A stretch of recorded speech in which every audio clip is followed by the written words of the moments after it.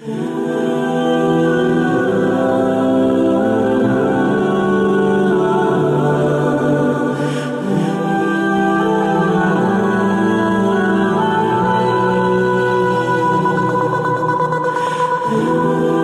صلی اللہ علیہ وسلم مسجد نبوی میں تشریف فرما تھے۔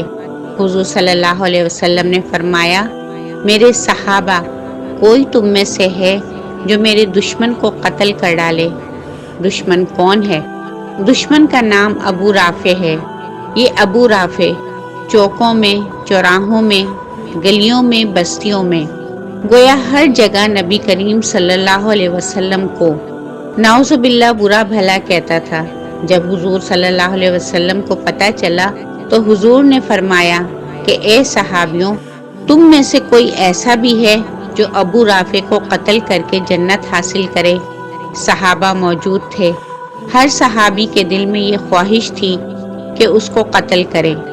اسی مسجد یعنی مسجد نبوی کے ایک کونے میں ایک صحابی بیٹھے ہوئے تھے جن کا نام عبداللہ بن ابی عتیق ہے، جو کہ آنکھوں سے نابینا تھے۔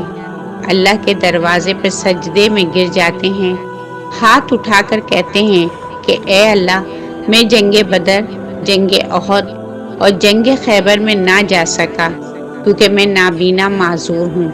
اس کا مجھے بہت افسوس ہے۔ اے اللہ، رسول اللہ صلی اللہ علیہ وسلم کے اس دشمن کو میرے ہاتھوں قتل کرا کے مجھے جنت کا ٹکٹ عطا فرما دیں۔ اس صحابی کی یہ دعا قبول ہوتی ہے۔ حضرت عبداللہ بن ابی عتیق مسجد سے باہر آئے اور گھر چلے گئے۔ گھر آ کر ایک خنجر لیا اور اپنی قمیض میں چھپا لیا اور ابو رافع کے محل کی تلاش میں نکلے۔ 1 میل باہر اس کے محل کے دروازے پر پہنچ گئے۔ دروازے پر دربان کھڑا تھا۔ اس سے پوچھا کہ ابو رافع کب آئے گا؟ میں اس سے ملنا چاہتا ہوں۔ دربان نے دیکھا کہ یہ آنکھ سے نابینا ہے، کوئی سوالی ہوگا، ابو رافع سے سوال کرے گا۔ اس دربان نے دروازہ کھول دیا۔ چنانچہ عبداللہ بن ابی عتیق اندر تشریف لے آئے اور ایک کونے میں بیٹھ گئے۔ شام ہو چکی تھی، اب تک سردار نہیں آیا تھا۔ عبداللہ بن ابی عتیق نے دربار کے کسی شخص سے پوچھا کہ سردار کب آئے گا؟ پتہ چلا کہ رات کو آئے گا۔ چنانچہ سردار عشاء کے وقت آ گیا۔ عبداللہ بن ابی عتیق نے کسی سے پوچھا، سردار کہاں جا رہا ہے؟ پتہ چلا وہ اس وقت شطرنج کھیلے گا اور اس کے بعد آرام کرے گا۔ ادھر یہ صحابی رسول حضرت عبداللہ بن ابی عتیق مکان کے بالا خانے پر چڑھ گئے جہاں سردار شطرنج کھیل رہا تھا۔ چنانچہ ابو رافع یہودی شطرنج کھیلنے کے بعد اپنے بالا خانے میں چلا گیا، وہاں جا کر آرام کرنے لگا۔ یہ صحابی آنکھوں سے نابینا تھے، اس کے دروازے پر جا کر بیٹھ گئے۔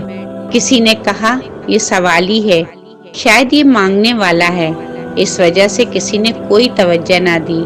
آدھی رات ہو چکی تھی، اندھیرا چھا چکا تھا، دربار کے سارے لوگ سو چکے تھے۔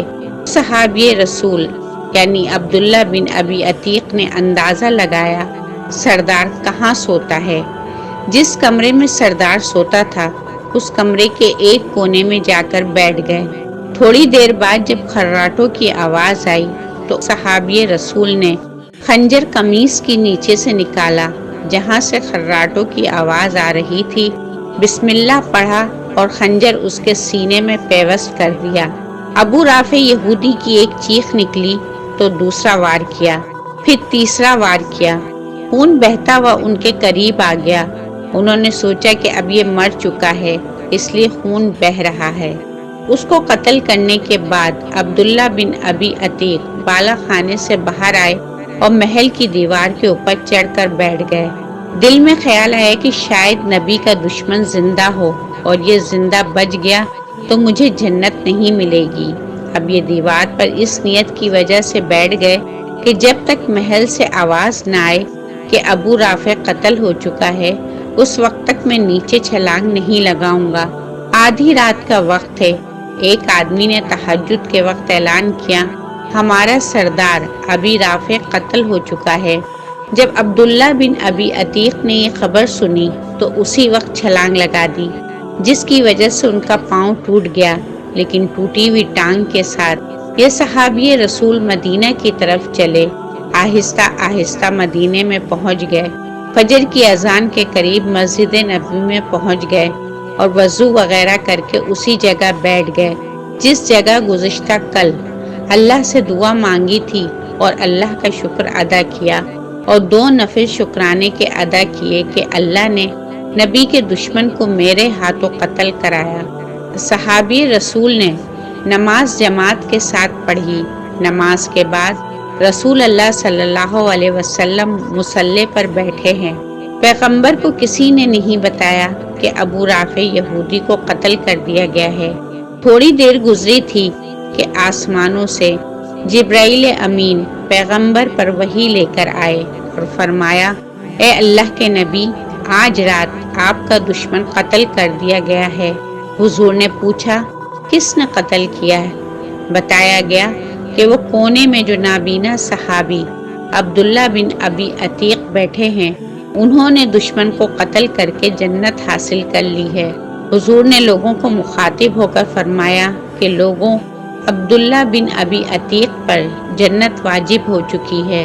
حضور اکرم صلی اللہ علیہ وسلم نے عبداللہ بن ابی عتیق کو بلایا۔